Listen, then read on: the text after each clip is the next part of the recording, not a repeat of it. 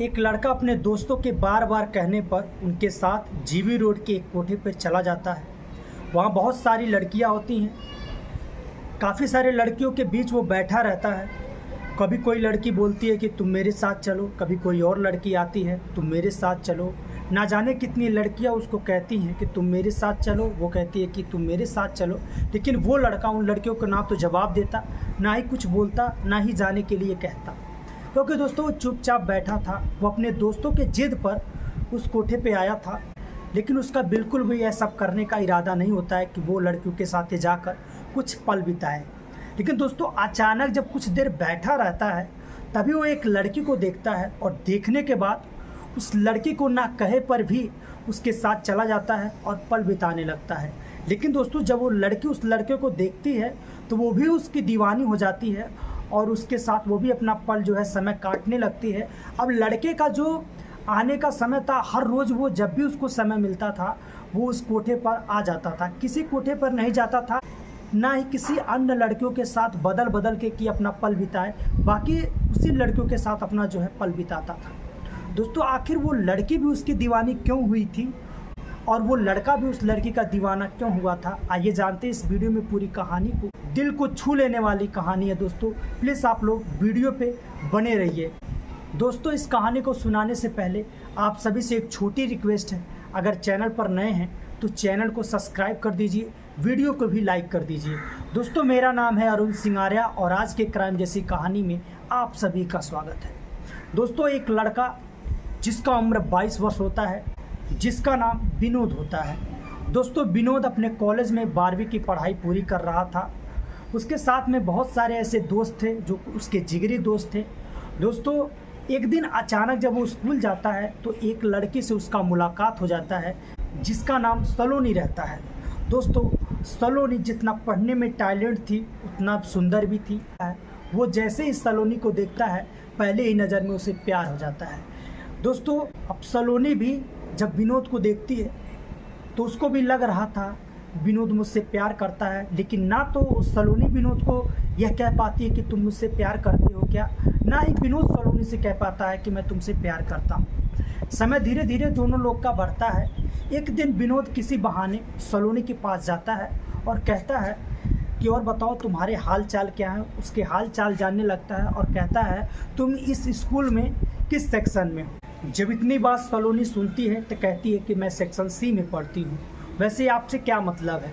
वो कहता है मुझसे कोई मतलब नहीं है, बस जानने का थोड़ा सा जिज्ञासा था कि आप किस क्लास में पढ़ती हैं। फिर सलोनी पूछती है कि आप बताओ किस क्लास में पढ़ते हो। वो कहता है कि मैं सेक्शन बी में पढ़ता हूँ। दोस्तों इसी तरह दोनों में बातचीत होने लगती है। अब दोनों की बातचीत थोड़ा आगे बढ़ जाता है। हाल चाल लेने के बाद विनोद जो होता है वो कहता है तुम्हारा घर कहाँ पड़ता है, तुम्हारा गाँव कहाँ पड़ता है। वो कहती है इस स्कूल से 2 किलोमीटर आगे ही मेरा गांव पड़ता है। दोस्तों अब उसका गांव का भी नाम जान चुका था, अब उसका नाम भी पूछने लगता है। कहता है कि तुम्हारी नाम क्या है। वो कहती है कि मेरी नाम सलोनी है। और वैसे आप इतना सारा जानकारी क्यों इकट्ठा कर रहे हैं। वो कहता है बस ऐसे ही पूछ ले रहा हूँ, एक स्कूल का फ्रेंड समझ लो, इसलिए मैं आपका हालचाल पूछ रहा हूँ। दोस्तों कहीं ना कहीं सलोनी के मन में भी विनोद के लिए प्यार था और विनोद को प्यार तो सलोनी से था ही। दोस्तों अब हर रोज़ जो है सलोनी और विनोद ऐसे ही बातें करते रहते थे। धीरे धीरे दोनों में दोस्ती हो जाती है और दोस्ती ना जाने कब प्यार में बदल जाता है ये दोनों को नहीं पता लगता। दोस्तों अब दोनों का जो बातचीत था वो फ़ोन पे भी होने लगा। दोनों एक दूसरे से कभी सुबह कभी शाम, कभी उठते कभी बैठते, यानी कि हर टाइम जो है उन लोगों का फ़ोन पे बातचीत होता ही रहता था। दोस्तों जब 12वीं की पढ़ाई पूरी होती है, दोनों की परीक्षाएं होती है, दोनों अच्छे रैंक से पास भी हो जाते हैं। अब दोनों अलग अलग हो जाते हैं। सलोनी जो थी वो थोड़ा गरीब परिवार की थी, जिसकी वजह से उसकी शादी भी तय हो जाती है। अब ये जो था थोड़ा अच्छे परिवार से था, इसलिए इसका शादी नहीं होता है। ये आगे की पढ़ाई कंटिन्यू रखता है, यानी कि ये बीए ग्रेजुएट करने लगता है। दोस्तों कॉलेज में अपना नाम लिखा लेता है। लेकिन एक दिन अचानक विनोद के दोस्त का फ़ोन आता है कि सलोनी का शादी ठीक हो गया है, क्या तुम्हें पता नहीं है। ये सब जब सुनता है तो उसके पैरों से ज़मीन खसक जाता है। वो तुरंत फ़ोन काट देता है उसके बाद सलोनी के पास कॉल करता है। 2 बार कॉल करता है लेकिन सलोनी जो है फ़ोन नहीं उठाती है। फिर कुछ देर बाद सलोनी उधर से फ़ोन करती है, कहती है कि आपने 2 बार कॉल किया है। कहता है कि हाँ, बस एक बात पूछनी थी, मेरा दोस्त विजय फ़ोन किया था, वो कह रहा था कि तुम्हारी जो है शादी फिक्स हो गई है, क्या सच है? वो कहती है कि हाँ, मेरी शादी ठीक हो गई है, विजय सही कह रहा था। क्योंकि विजय हमारे गांव का रहने वाला है, तो मुझे देखने के लिए कुछ लड़के वाले आए थे, जिसमें कि मेरे पिताजी हमारी शादी जो है फिक्स कर दिए हैं। अगले 2 महीनों के बाद हमारा शादी होने वाला है। दोस्तों, जब इतना बात विनोद सुनता है, कहता है कि यार तुमने हमें क्यों नहीं बताया। वो कहती है कि बस थोड़ा सा समय नहीं मिला, जिसकी वजह से मैं आपको बताना ही चाहती थी, लेकिन फिर मन में डर था कि किस मुंह से आपसे यह बात कहूं कि हमारी शादी ठीक हो गई है, क्योंकि आप भी मुझे गलत समझने लगेंगे। क्योंकि मेरा बिल्कुल भी इच्छा नहीं है, जहां मेरे पिताजी कह रहे हैं मैं शादी करूं, लेकिन क्या करूं, मैं पिताजी के आगे मजबूर हूं, कुछ कर भी नहीं सकती। दोस्तों, अब विनोद जो है फ़ोन पे ही रोने लगता है। कहता है कि सलोनी, इतना दिन हो गया हम दोनों का मुलाकात हुए, हम दोनों एक बंधन में बंध चुके हैं, जिसको प्यार का बंधन कहते हैं, और तुम जो है वह शादी कर रही हो। क्या एक बार तुम जिक्र की होती अपने बाबूजी से, हो सकता तुम्हारे बाबूजी मेरा नाम पूछकर, मेरा खोज खबर करके तुम्हारे साथ हमारा शादी कर देते, एक बार तो ज़रूरी समझती। वो कहती है कि बाबूजी मेरे पहले ही बता रखे हैं कि अगर कोई ऐसी बात मैं सुना तो मुझसे बर्दाश्त नहीं होगा। मैं तुमसे हाथ जोड़ रहा हूँ कि जहाँ भी मैं तुम्हारी शादी करूँगा तुम्हें वहाँ करना होगा। अब मैं क्या करूँ, इस बात से मैं मजबूर हूँ, ना तो मैं इधर की हूँ ना तो मैं उधर की हूँ, मुझे खुद नहीं समझ आता मैं क्या करूँ। मैं भी हर दिन रोती रहती हूँ, आपके बारे में सोचती रहती हूँ कि मुझे ऐसा करना ही नहीं चाहिए था। दोस्तों, अब विनोद जो है और भी रोने लगता है और फ़ोन काट देता है। अब फ़ोन कटने के बाद विनोद जो है पूरा एकदम सैड हो जाता है और बहुत ज़्यादा चिंतित रहने लगता है। अच्छा नहीं होता है, उसका तबीयत भी ख़राब हो जाता है। परिवार वाले इस बात को लेकर बहुत दुखी होते हैं, आखिर विनोद का ऐसा हालत क्यों हुआ।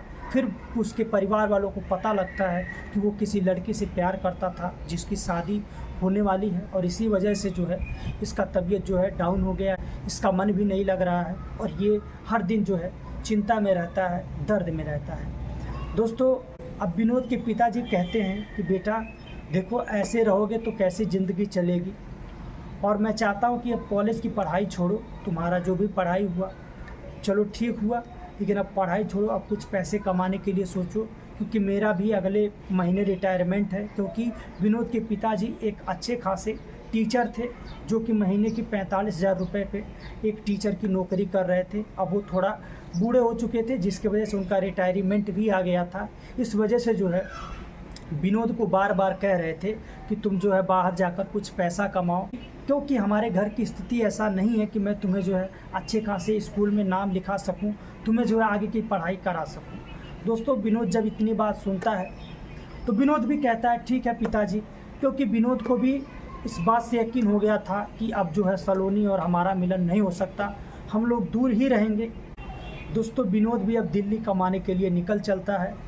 उसका दोस्त रितेश भी रहता है, जो कि रितेश ही उसको लेकर दिल्ली आता है, और दिल्ली आने के बाद पेंट पॉलिश में उसका काम लग जाता है, जिसमें 400 दिन का वो कमाने लगता है।